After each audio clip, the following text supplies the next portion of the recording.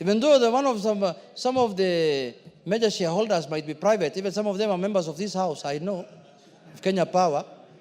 And I'm told they're getting very good dividends this financial year because Kenya Power is doing very well. I don't know, he's not around now, but he's a serious investor in that place, Mr. Speaker. But that's very good. Even us, we aspire to be that. You know, somebody who's younger than me, that I don't know how we achieve that. I'm really worried, Mr. Speaker. I need to pull up my socks and do something, Mr. Speaker. But having said that, Mr. Speaker, and that could be one of the reasons why we want to have change in the budget committee, maybe. Who knows? But I leave it there for people to decide. It's not in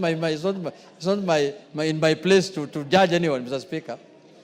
But Mr. Speaker, the issue that I want to bring to the attention of the House is that the Nairobi County government must apologize and must desist from that kind of act going forward. The governor must apologize to the institution called Kenya Power and Lighting Company and residents of Nairobi in general. Because, Mr. Speaker, we cannot do that. Tomorrow, they will have a problem with NEMA. They will have a problem with any other institution. Is that the way you are going to solve your disputes? So, Mr. Speaker... What will stop them from dumping garbage and swill outside your gate? What will stop them? The Speaker is asking me from dumping garbage in front of my house. Mr. Speaker, that's a good question. Because if I don't pay for their services also, if I don't pay their water bills on time, or I don't pay maybe their service charge on time, they can dump garbage also in front of my house.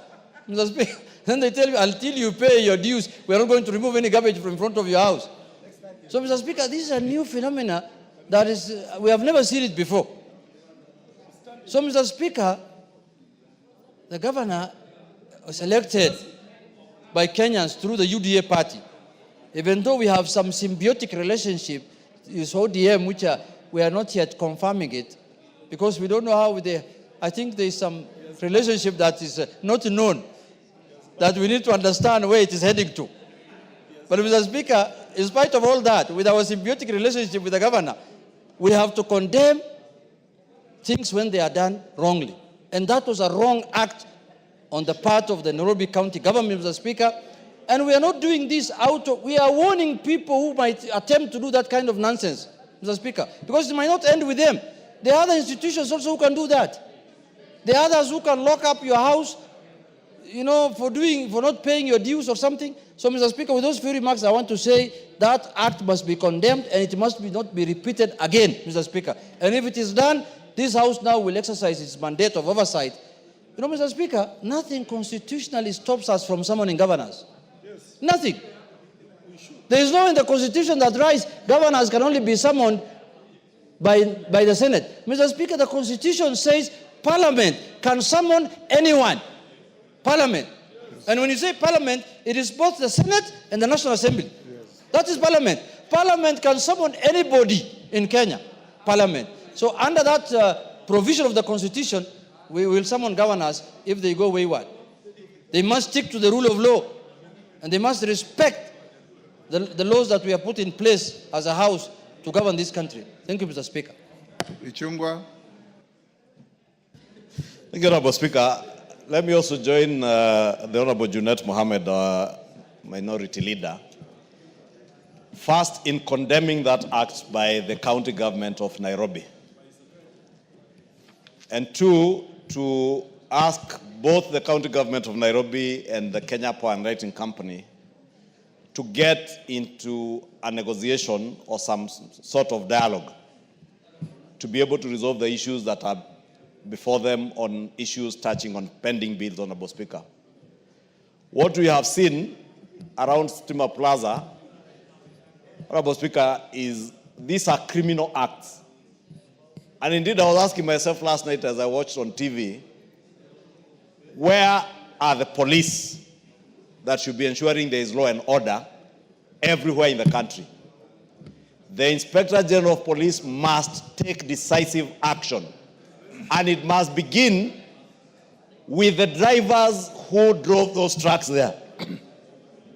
Because, Honorable Speaker, it should be very easy for the Inspector General of Police through DCI to extract information as to who were the drivers who dumped there.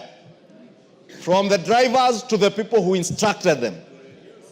Whether it goes all the way up to the governor, it should not matter.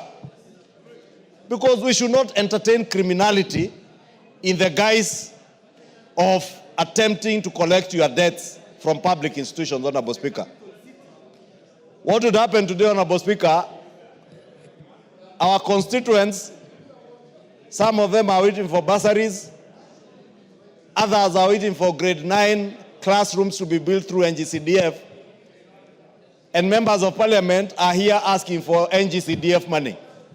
What if we decided that everybody now will take the law into their hands and do whatever you want, Honorable Speaker? Are we going to have a country? The City Council of Nairobi owes businessmen and women in this country money in pending bills to the tunes of hundreds of billions. What if the people who are owed by the City County of Nairobi also tomorrow decided to go and dump their garbage outside City Hall? How would the governor of Nairobi take that? Number two, Honorable Speaker, under the integrity, it's called the EACC Act, Ethics and Integrity Act. These are not just criminal acts, but acts that go against the Integrity and Ethics Act. Acts under the NEMA Act. Yes, criminal acts under the NEMA Act, criminal acts under the Ethics and Integrity Act, and also criminal acts touching on economic crimes, because you are dumping garbage deliberately on a road and sewer. You will expend public resources to dump and to later clean up. It is abuse of public funds. Yes. And therefore, Honorable Speaker, if we allow this kind of behavior to go on unchecked, these are the same governors, Honorable Speaker, who some time back were asking that they also be given some security officers under their command. You can imagine if these governors had policemen under their command, they would trample on everyone, Honorable Speaker. Therefore, Honorable Speaker, mine is to ask the Inspector General of Police and ask him to make sure that action is taken against those people who dumped outside Stima Plaza. I also want to encourage the business people who I have seen crying on national TV, that they have restaurants they have closed down because nobody can patronize their restaurants. They must take civil action against the City County of Government of Nairobi for compensation for lost business, Honorable Speaker. Because you are closing down people's businesses. I saw the Stima Plaza. I also didn't know it's not even owned by KPLC.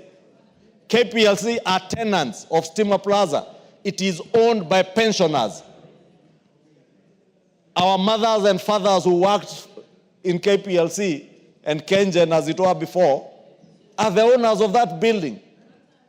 It is their business as landlords that is being spoiled by the county government of Nairobi. And Honorable Speaker, I do hope, and in fact, Honorable Speaker, I was wishing that you could even direct the Inspector General of Police, and because the chair of the Security Committee is here, you should direct the chair of the Security Committee to summon the Inspector General of Police and explain to the committee and to this House how can they be watching when criminality takes root unchecked and nobody is doing anything about it. All that people can be left to is crying on TV how their business have been locked down. KPLC employees are being paid a salary, but they can't go to work. Honorable Speaker, I would beg that you direct the Security Committee of this House to pick up that matter together with the Energy Committee, with the Inspector General of Police and the ministry concerned to make sure that there is an amicable solution to this problem. But more importantly for the Inspector General of Police to ensure that criminal charges are leveled against those who dumped outside Stima Plaza. That is a behavior that we cannot condone. Thank you, Honorable Speaker. Thank you. Tongoyo.